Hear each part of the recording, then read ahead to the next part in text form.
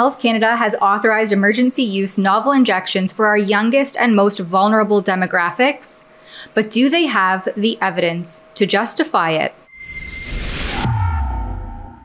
For Rebel News, I'm Tamara Ugolini, providing you with an update on how Health Canada, in partnership with the often shadowy Public Health Agency of Canada, continues to rubber stamp these novel mRNA injections to Canadians. And as of July 14th of this year, Health Canada authorized the Moderna injection for babies, toddlers, and preschoolers aged 6 months to 4 years old at a lower mRNA dose than that which is approved for the 5-year-olds and up. Today, I'm here to talk to you about Health Canada's authorization of Moderna's Spikevax COVID-19 vaccine for children 6 months to 5 years of age.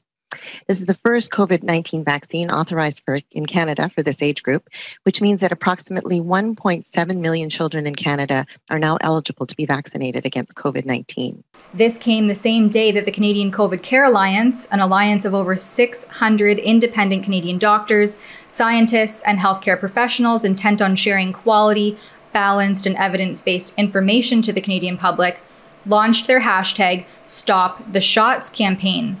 In their launch video, they discuss everything from poor trial design, inadequate testing and safety data, but also that the benefits of what they refer to as a genetic vaccine are short-lived, and therefore the risk of the unknowns with the novel biologic does not outweigh the benefit as advertised by the pharmaceutical companies themselves.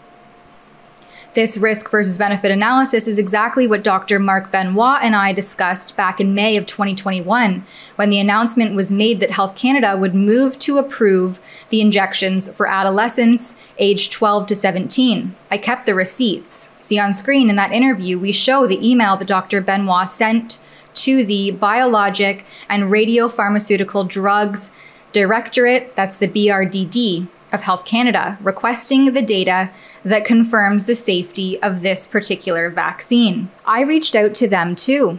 A few weeks later, I did an updated report after Dr. Benoit's emails showed that feelings, not facts, were driving Health Canada's decision. And at that time, I filed an access to information request with Health Canada, simply asking for the risk versus benefit calculation that they used to justify the rollout of this injection in youth. You can continue to support my ongoing investigation on this topic and others at rebelinvestigates.com. Because I went back and forth with them for weeks and they tried to bury me with 254,188 pages of documents, to which I simply responded that I wanted the calculation. That was it, just one simple calculation.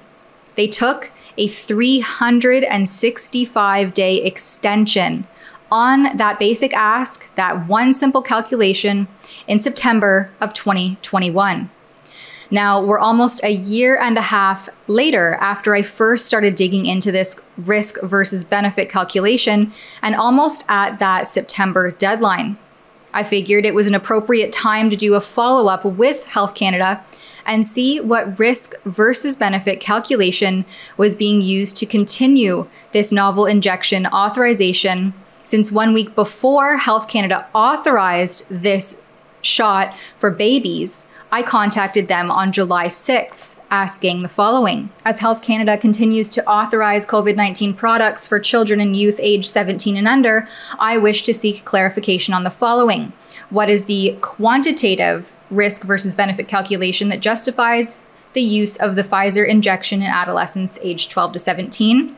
And what is the quantitative risk versus benefit calculation that justifies the use of the Pfizer injection in adolescents aged 5 to 11. My deadline was over a month ago and I still have not received a response. So much for transparent. More recently, transcripts have been published regarding a constitutional challenge against the federal government who enforced and mandated unprecedented travel restrictions on Canadians. The challenge was brought forward by the only living signatory of the Canadian Charter of Rights and Freedoms, Mr. Brian Peckford, and leader of the People's Party of Canada, Honourable Maxime Bernier. Recent documents published detail a cross-examination of Celia Lourenco. She's the Director General of Health Canada, and the affidavit that she submitted.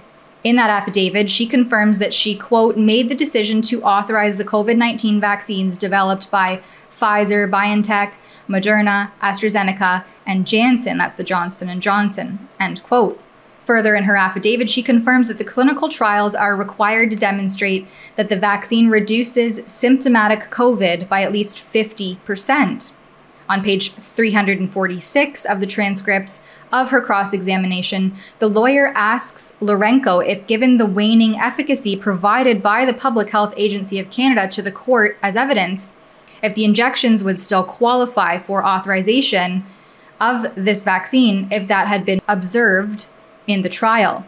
Lourenco confirms it would not have and fumbles on the actual threshold, which is below 50%, not 40%. And, while being cross-examined, says she would need to consult with her team about how to calculate relative risk reduction. Is this an acceptable amount of incompetence from someone self-proclaiming responsibility for authorizing these novel biologics onto the Canadian public?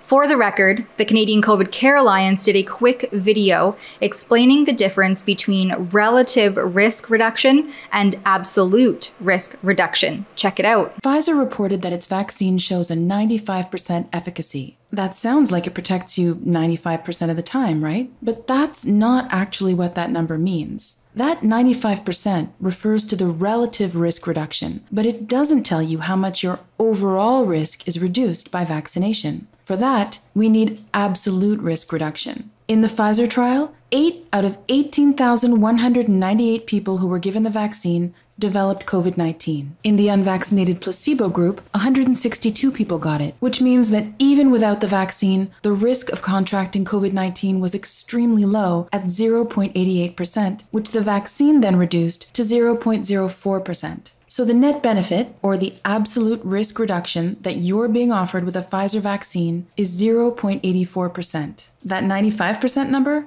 that refers to the relative difference between 0.88 and 0.04%. That's what they call 95% relative risk reduction. And relative risk reduction is well known to be a misleading number, which is why the FDA recommends using absolute risk reduction instead. Which begs the question, how many people would have chosen to take the COVID-19 vaccines had they understood that they offered less than 1% benefit? It's absolutely remarkable to think that this investigation remains relevant and entirely unanswered over 1 year later for something deemed as continually pushed on us as safe and effective. Why the holdup? For Rebel News, I'm Tamara Ugolini. At that special website, rebelinvestigates.com, you can keep up with all of Rebel's exclusive access to information, requests, reports, and chip in to help cover filing and appeal costs. Your support helps ensure that we can continue these kinds of investigations when warranted, so thank you for helping me stay on top of this important work. That website again is rebelinvestigates.com.